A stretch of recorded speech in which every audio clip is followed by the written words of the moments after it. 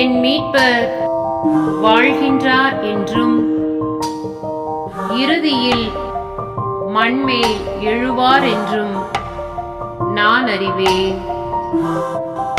யோபு புத்தகம் 19வது அதிகாரம் 25வது இறை திருவசனம்.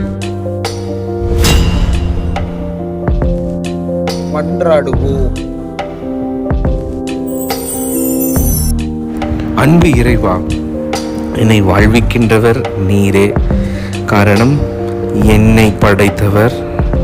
எனக்கு எந்தெந்த சூழ்நிலைகளை நீர் தர வேண்டும் என்று நீர் திட்டமிட்டீரோ அத்தகைய சூழ்நிலைகளை கொடுத்து நான் மீட்பை நோக்கி பயணிக்க எனக்கு வழியையும் நீர் காண்பிக்கின்றேன். அந்த உன்னதமான வாழ்வை நான் பெற்றுக்கொள்ள அதனை நோக்கி பயணித்து கொண்டே இருக்கின்ற பொழுது எனக்கு துணை நிற்கின்ற ஆசிரியரையும் உடனிருக்கின்ற ஆசிரியரையும் தருகின்றேன்.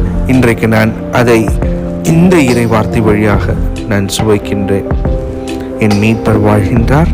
இம்மண்ணில் அவர் மீண்டும் தோன்றி எனக்கு புது வாழ்வை தருவார் என்ற எதிர்நோக்கை நான் ஆசிரியராக பெற்று வாழ கிருபை புரிந்தருளும். ஆமென்.